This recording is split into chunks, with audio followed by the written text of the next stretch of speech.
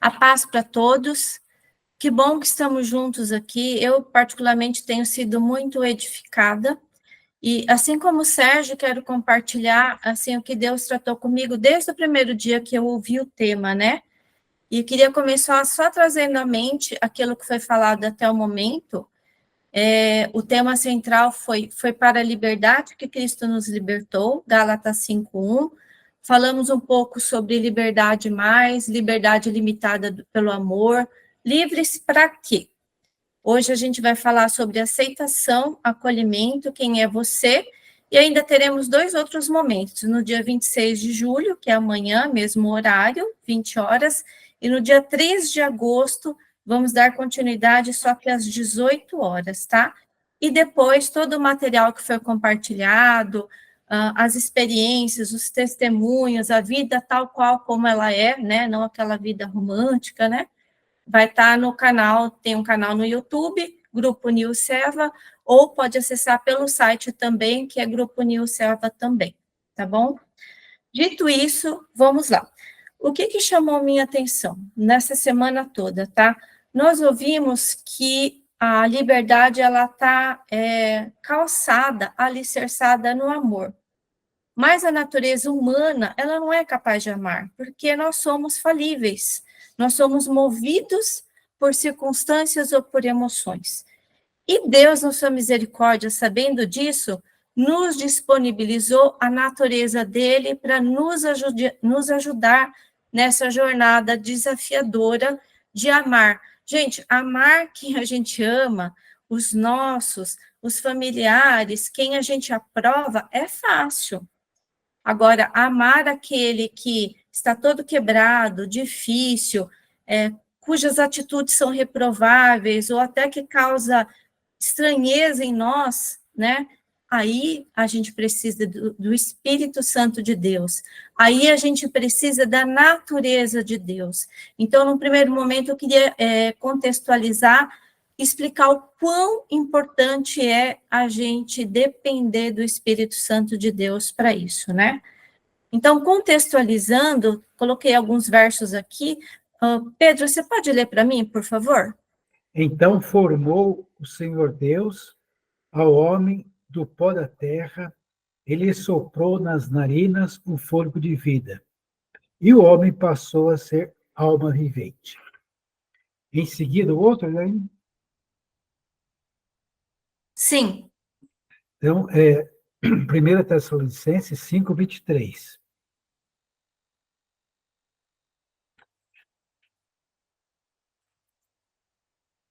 O mesmo Deus de paz o santifique em tudo, e o vosso espírito, alma e corpo sejam conservados íntegros e irrepreensíveis na vinda do nosso Senhor Jesus Cristo. Amém. Obrigado, Pedro. Então, Deus nos formou imagem e semelhança, soprou em nós o fôlego da vida, e estava tudo bem.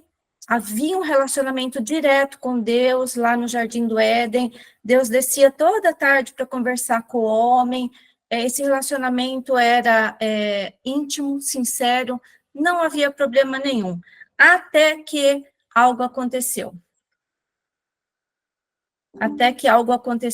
Deixa eu mudar a tela aqui. Samires, pode fazer a gentileza de ler para mim? Sim, a paz a todos. A separação de Deus Pai. Ora, a serpente era mais astuta que todos os animais do campo, que o Senhor Deus tinha feito. E esta disse à mulher: é assim que Deus disse: não comereis de toda árvore do jardim? E disse a mulher à serpente: do fruto das árvores do jardim comeremos. Mas do fruto da árvore que está no meio do jardim, disse Deus: não comereis dele, nem nele tocareis, para que não morrais. Então a serpente disse à mulher: certamente não morrereis, porque Deus sabe que no dia em que dele comerdes, se abrirão os vossos olhos, e sereis como Deus, sabendo o bem e o mal. Amém. Obrigada, Sam.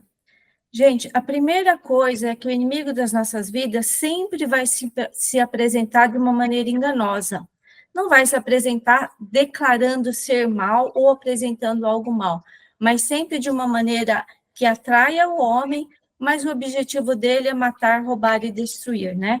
Então, ele veio dissimulando ali com a Eva e falou assim, olha, é assim que Deus disse, e a Eva repete o que Deus disse, e a última frase Deus disse assim, olha, não deve tocar nesses frutos para que não morrais. Pois é, mas Adão e Eva desobedeceram, comeram do fruto, desobedeceram uma ordem direta de Deus. Aí eu pergunto, eles morreram? Morreram lá, caíram fulminados no jardim do Éden e ali acabou a história? Né? Não foi assim, mas algo aconteceu. Eles foram tirados do jardim, né? E aí o relacionamento com Deus foi interrompido. Qual parte que morreu?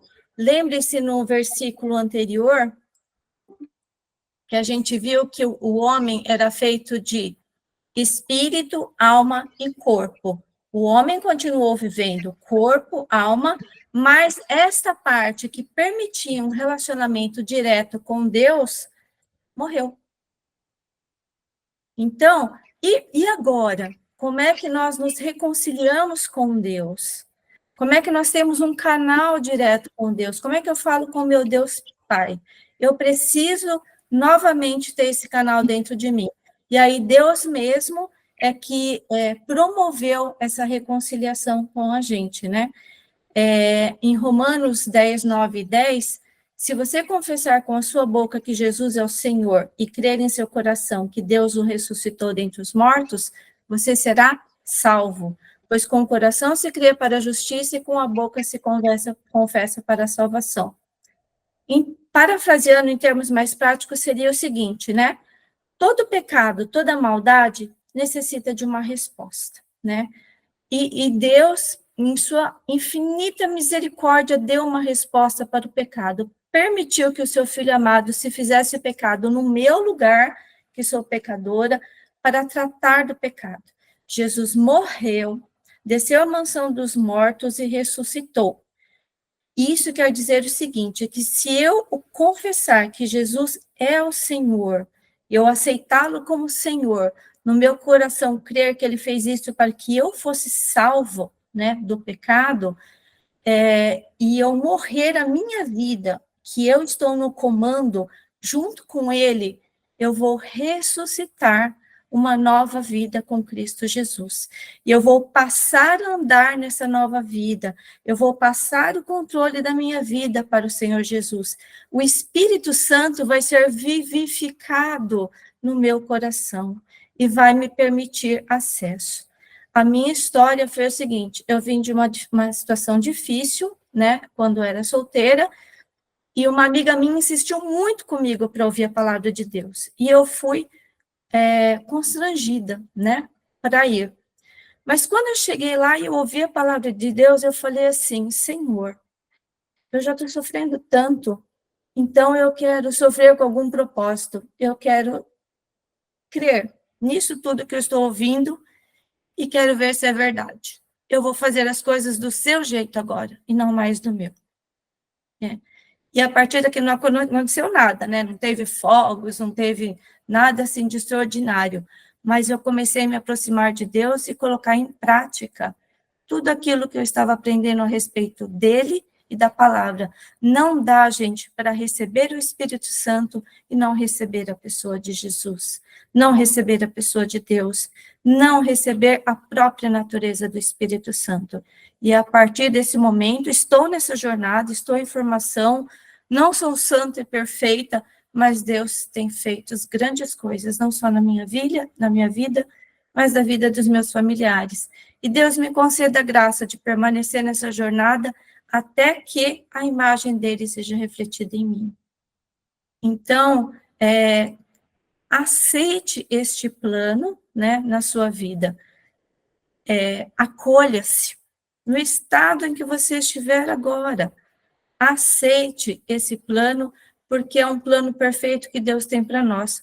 Todos que vieram à existência, Deus tem plano para todos, até aquele que está mais quebrado, até aquele que está mais caído. Eu sou prova disso, né? Deus tem algo para fazer através de cada um. Cabe a cada um de nós divulgar tudo isso, viver tudo isso, extrair o melhor que o outro pode oferecer.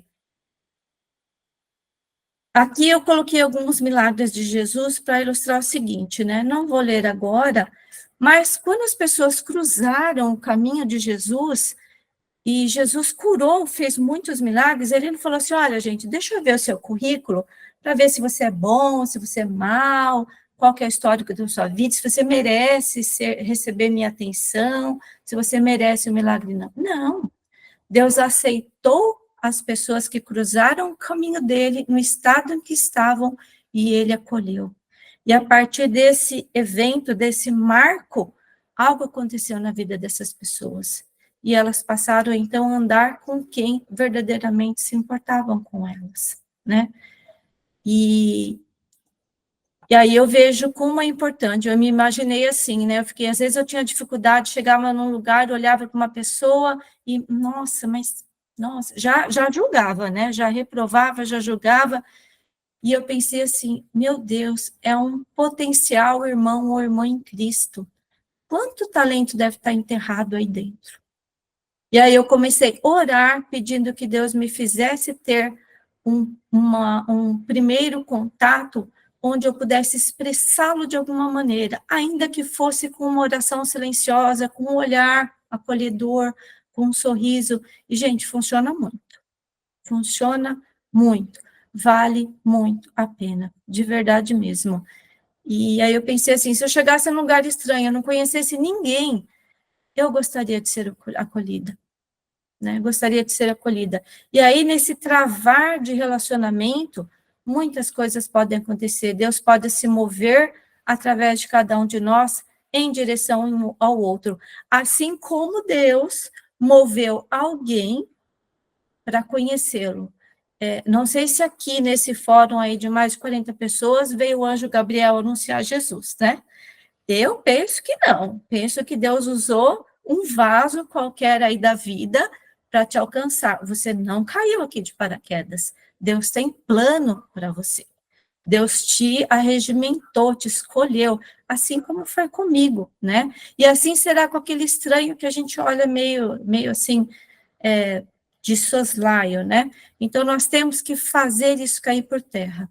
Minha última experiência foi no mercado. Fui escolher tomate, aí vi uma senhora e tudo mais, eu olhei para ela e eu simplesmente falei, bom dia, e dei um sorriso. E nós nos olhamos e foi muito engraçado. Eu falei, posso dar um abraço na senhora?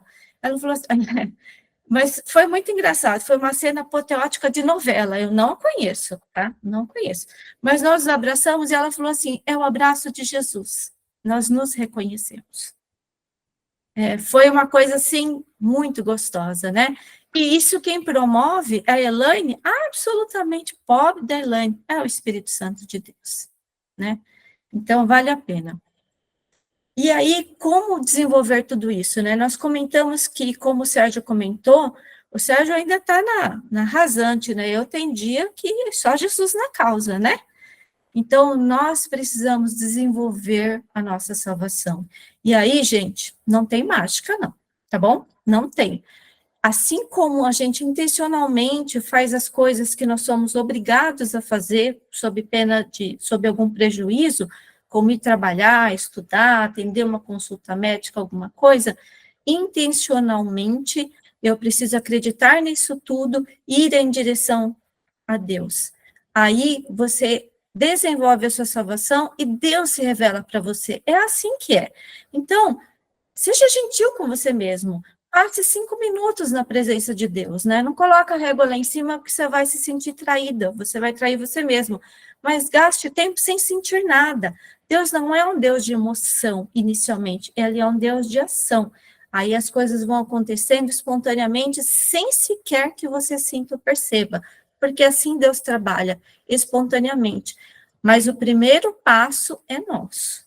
Ele não vai exigir, como o Maurício Pontello falou, Deus quer espontaneidade, ele não exige nada, né? Agora, para viver no reino dele, nós estamos nos comprometendo a ser como ele. Aí eu preciso trabalhar para isso. Assim como eu vou numa academia para cuidar do corpo, eu também preciso ir na presença de Deus para conhecê-lo mais e melhor. E ele a mim, né? Aí, a partir desse relacionamento, a gente é transformado. Já estou terminando, tá bom?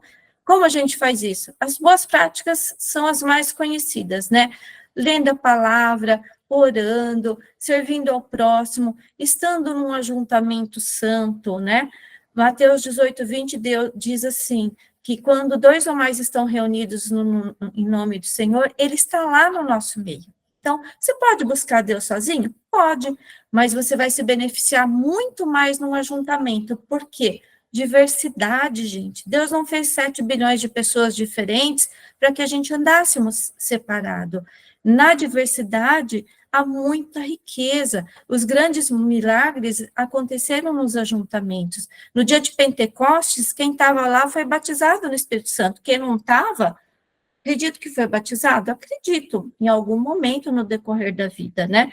Então, quando Deus lança um convite para a gente, um ajuntamento, uma missa, um culto, uma reunião caseira, um evento, sábado agora tem o Jofã, o evento dos jovens, é porque Deus tem algo para compartilhar com a gente. E a mesa é farta. Então, cabe a gente fortalecer o nosso interior, ouvir o que Deus tem nos dizer no coletivo.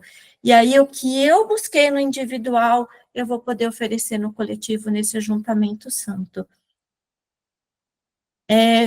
Peguei 2 versículos aqui, não sei se alguém gostaria de ler, então eu vou ler, porque o tempo já está se esgotando.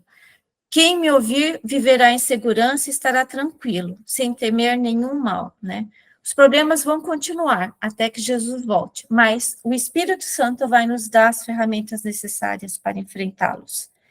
E como diz a Escritura, todo que nele confia jamais será confundido. Como o mal vem maquiado, camuflado, com aparência de bem, só conhecendo o autor da palavra que a gente não vai ser confundido. Precisamos, de fato, conhecê-lo, tá? E depois, para desenvolver a salvação, sugiro fortemente, recomendo fortemente, leiam Provérbios 1-3, e quando a gente se sente fraco, decaído, fazendo o que Deus reprova, ou sentindo o que Deus reprova, porque vai acontecer, né? Vai acontecer, né? Salmos 62, 63 é um bom caminho para a gente buscar a solução. Amém?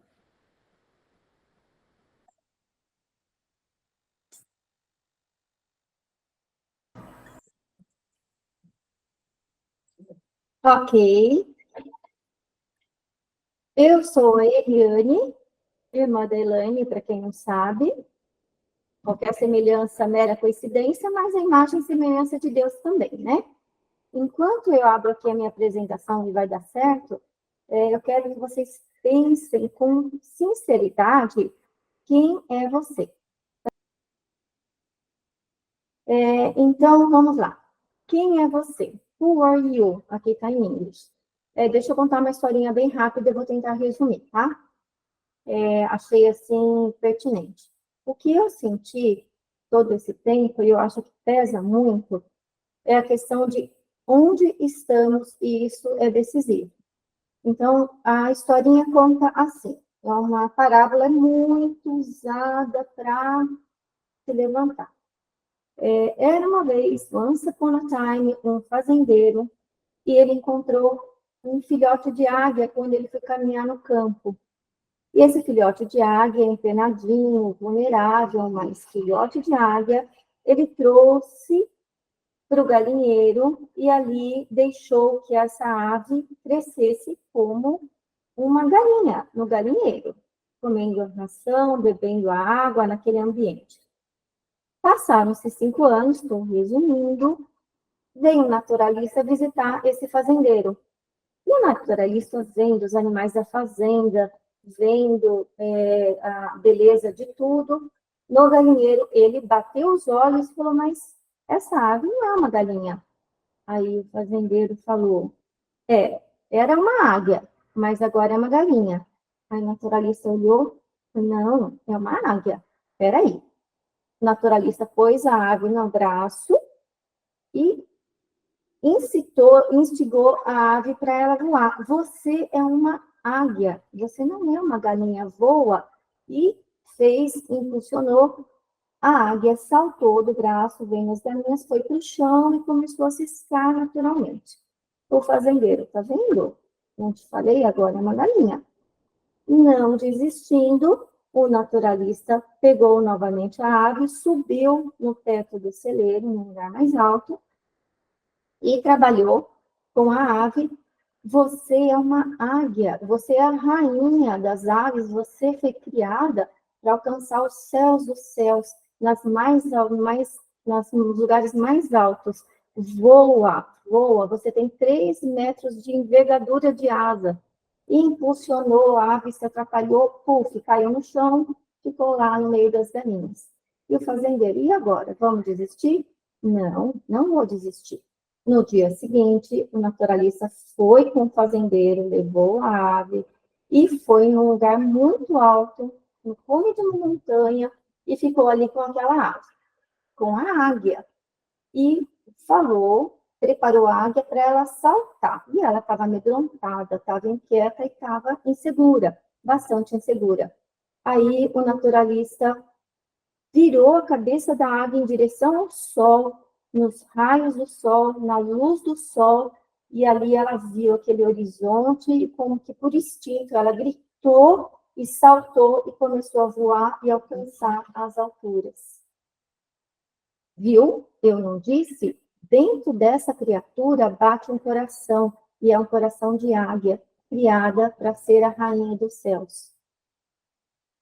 Dito isso, e pensando um pouquinho, eu queria ir para a palavra do Deus vivo. Mateus, eu vou ler aqui, tá?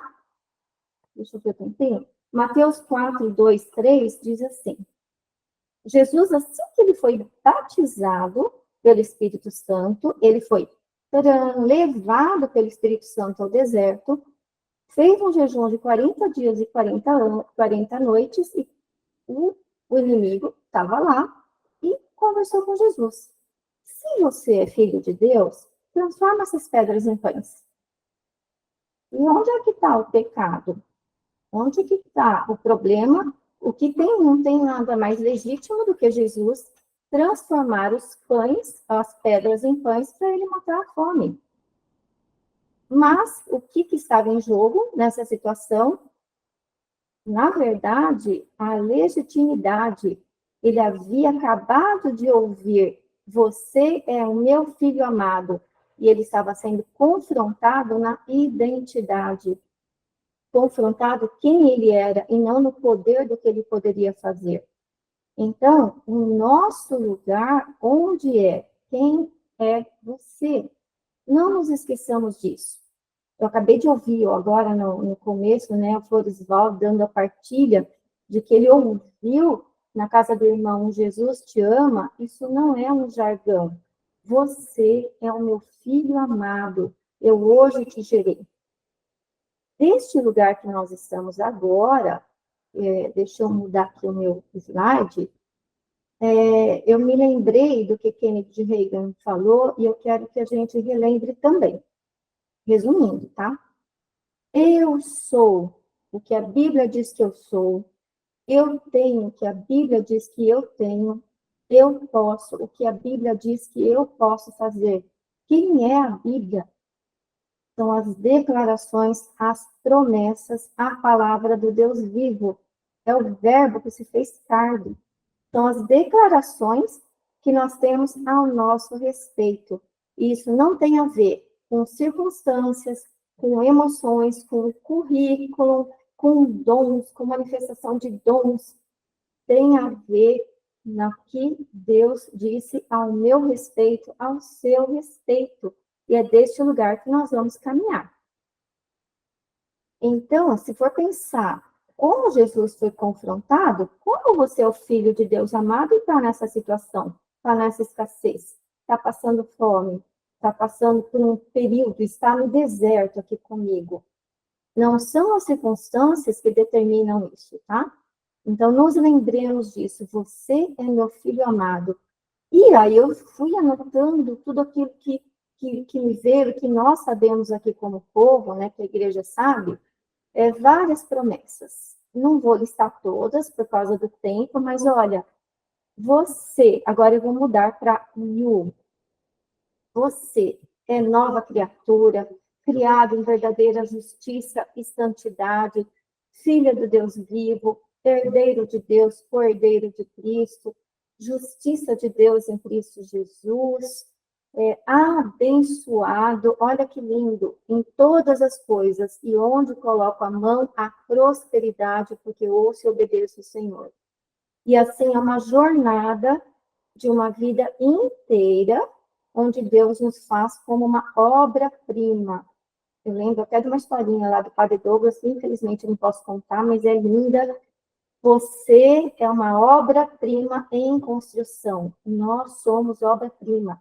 Se nós dissermos que esse projeto, que é você, filho de Deus, ele está falho, ele não está ainda, não chegou lá, então a gente está dizendo que o projetista não é absolutamente perfeito, soberano e sabe como que ele fez esse projeto. Aqui continua, morada de Deus no Espírito, eu não vou ler tudo, tá? Mas nos lembremos, sal e luz, poder de ser chamado filho de Deus, você tem toda a autoridade otorgada no nome de Jesus, é desse lugar que nós estamos, tá? E ali, resumindo, eu queria colocar isso para nós, para nos fortalecer, nos lembrar disso. Realidade não é o que o meu olho natural vê, mas o que Deus declara ao meu respeito. Nossos olhos naturais são míopes. Até tem aquela passagem que fala, agora a gente vê meio embaçado no espelho, está meio turvo ainda, mas nós vamos ver na plenitude quando nós formos ressuscitados no corpo glorificado, nesse mesmo corpo. E Deus nos vê em HD. Olha que coisa boa. Deus já está super, né, em high definition. Deus nos vê dessa forma. E essa é a parte linda. E aí, resumindo, liberdade, o que eu anotei e me veio ali nas orações, é ser o Filho de Deus amado, vivendo enquanto Deus realiza a plenitude de sua palavra em nós, à medida em que lhe obedecemos. À medida em que a gente dá a abertura para o Senhor. É isso. É lindo e não existe uma coisa que eu pensei, um Jesus te ama, um limpar um fogão, posso te dar um abraço? Ouvir alguém que está com raiva, tá? Tudo isso tem manifestação de poder quando o Espírito Santo está nos movendo. Não existe o ordinário, o secular e o religioso e o sagrado. Existe. Você é um filho de Deus e recebeu o poder de ser chamado filho de Deus. Você é abençoado e é abençoador. E ali Deus vai se revelando e nos dando a nos conhecer, fazendo a imagem e semelhança dele. Amém? Então, eu vou projetar porque é importante, eu quero que vocês vejam, tá? Isso me veio muito a respeito do Espírito Santo, quando relacionado ao vento. Deixa eu compartilhar. Esse daqui. Olha a imagem. Somos criação de Deus, realizada em Cristo Jesus para vivermos em boas obras, as quais Deus preparou no passado para que nós as praticássemos hoje. Efésios 1:10. E lembrando que as obras não determinam nossa comunhão com Deus, elas são consequência. Até eu deixei aberto aqui, a prova aqui, no versículo anterior, não, pela graça sois salvos por meio da fé. Isso não é de vós, não tem mérito, não tem currículo, não precisa de currículo, mas isso é dom gratuito de Deus, para que ninguém se vanglorie. Então, é deste lugar que nós estamos, tá, gente?